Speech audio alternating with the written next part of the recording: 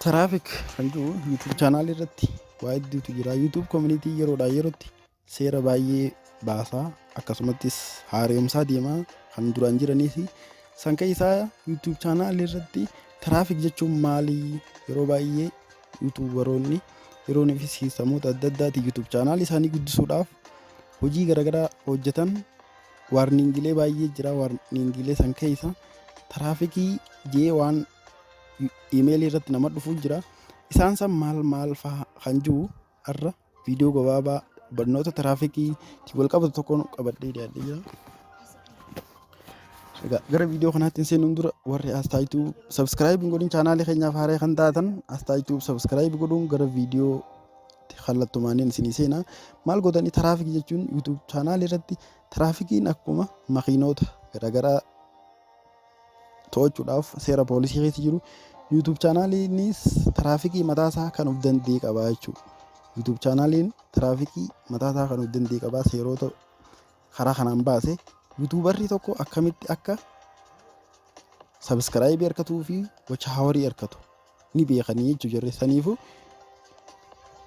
taraafikiin kun riippoortii namni si godhuudhaan isinni dhufa. Yeroo baay'ee namoonni karaa biraatiin social miidiyaalee garaagaraa irratti YouTuberoonni riippoortii wal godhuudhaan dhiibbaa walirra godhuu ni danda'an. Akkasumas jarriinis ifimaafuu si hordofanii eeyisaa watch houriin isaa guddachaa jiraa fi akkamitti subscriberiin isaa deemaa jira kan jiru algooriizimii YouTubaa ni hordofaa. YouTuberoonni waan kana sirriitti ofirraa xiinxaluun dirqama ta'a jechuudha. Taraafikiin karaa kamiin isinii dhufa? Yeroo baay'ee social miidiyaa garaagaraa akkaawuntiilee garaagaraa guruupiilee fi peejii garaagaraa banachuudhaan sheer waliif godhuun ni jira. Akkasumatti akka namni karaa gabaabaa ta'een subscribe isin godhuuf siistamoota mataa keessanii baay'ee ni hojjettanii siistamoota san keessatti yeroonii fi isinirra dhaqqabame baay'atee YouTube chaanaalii keessaniif baay'ee adagaadha. Akkasumas YouTube chaanaalii keessan hanga cufuutti isinirratti deemaa jechuu saniifuu waan kanarraa of eeguun dirqama ta'a. San wanni guddaan isiniif fidu baay'inaan linkilee YouTube chaanaalii keessanii social miidiyaa garaagaraa irratti erguu ispeeshaalii peejii telegiraamaa akkasumas TikTok irratti sheer godhuudhaan subscribe na godhii. Akkasumas viidiyoolee namaa riippoortii godhuudhaan si qabaa jechuudha. Viiwii guddaa yoo argatte amma viidiyoo tokko hojjette viidiyoo kanarratti viiwii inni hirkate kun hangamii maaliin eegisaan social miidiyaa kamirraa akka jala dhufanii ilaalan biyya kamirraa akka jala dhufanii ilaalan akkasumas subscriber isaati moo nan subscriberiidha baay'inaan kan viidiyoo kana ilaalee jarri adda beekaa jechuudha.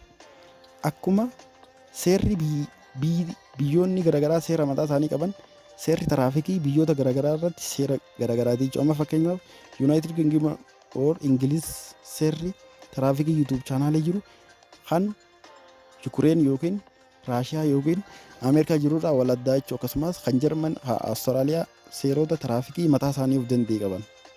Saniifuu seera kanarraa of eeguuf maal godhuu qabdanii YouTube chaanaalii keessaniif siistamoota mataa keessanii yeroo hojjettan subscribeidhaaf akkasumas watch hourii isaa olii daawwachuufis siistama mataa keessanii fayyadamuu qabdanii jiru. Tokko akka formaataatti yeekaniin gaa'oo akka mataa kiyyaatti YouTube chaanaalii keessaniif subscriberii watch hourii keessan guddifachuuf siistamni isin fayyadamuu qabdan YouTube chaanaalii keessan linkii chaanaalii keessanii inuma namarratti erguun dhorkaadha.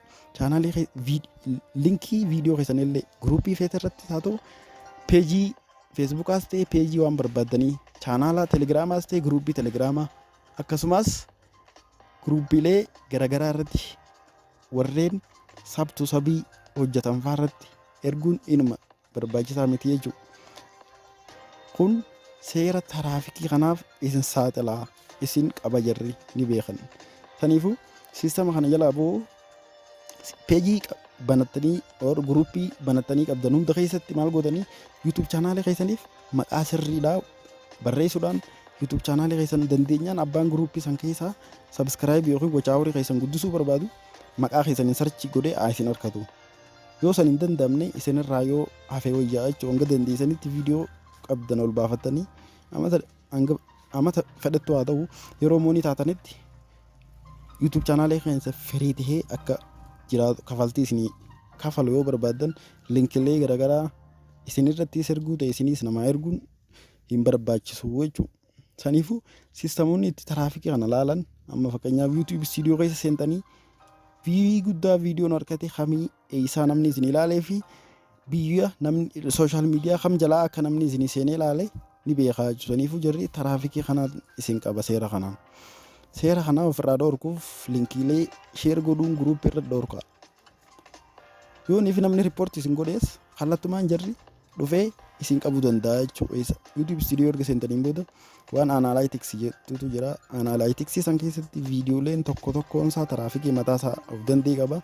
Saniifuu siistama kanaan audience waan jettutu jira. Amma fakkeenyaaf as keessatti overview content audience jala seenuudhaan eessaan akka jarri si to'achaa jiran viidiyoo keessan kamii fi maal irratti akka namni riippoortii isin godhe haruma salphaa ta'een laaluu ni dandeessanii jechuudha. Kana gad harkifattanii gama dhumaarra siistamoota baay'ee jira. Siistamoonni mataa isaaniif danda'anii kana irraa seera isinitti himee yeroo dhufuuf immoo akkamitti akka namni tiraafik poolisiin akkamitti akka isinii dhufuu fi maal yoo godhee jarri waarningii akkasii isinitti akka erguun qabadhee isinii dhiyaadha. Har'aaf viidiyoon keenya kanuma hanga yeroo itti aanu walitti deebinutti nagaan tura. Warri chaanaalee keenyaaf haaraa taatan sabiskiraayib laayik sheer godhuun dagatina. Hanga yeroo itti aanu walitti deebinutti yeroo gaarii nagaan tura.